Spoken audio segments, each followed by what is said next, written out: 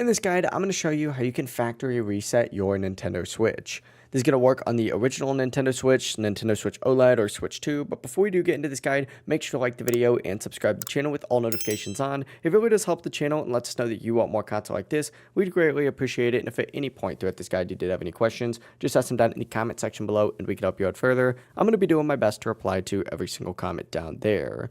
Keep in mind, before we do start, this will delete everything on your console, including users, save data, and downloaded games. This is super useful if you're like selling your Switch or you just want a fresh start. But start off on the home screen and scroll down, and you're going to see a little system settings option right here. Go ahead and select it, and on the left hand sidebar of system settings, go ahead and scroll all the way down at the very bottom, and you're going to see a system tab. Select it and scroll down at the bottom again, and you're going to see either a data clear options or formatting options tab. Go ahead and select that.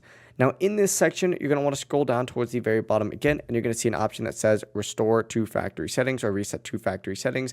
Go ahead and select that, hit next a few times, and you're going to see a big message saying that it's going to delete all data in the system memory. Read through the important information carefully, hit next. Your console will then connect to the internet to unlink your Nintendo account. Don't worry, that's normal. Hit next a few more times, and then from here select restore factory settings and confirm, and the reset process will now begin. It's going to take several minutes to complete. Wait for it to finish, but after it does finish, your Switch will shut down. If you're keeping it, hold the power button to turn it back on and go through the setup process again, and it really is as simple as that. If you guys did have any questions, just ask them down in the comment section below and we can help you out further. I'm going to be doing my best to reply to every single comment down there. Before you do leave this guide though, make sure to like the video and subscribe to the channel with all notifications on. It really does help us out and lets us know that you want more content like this. We'd greatly appreciate it. Have a great rest of your day though.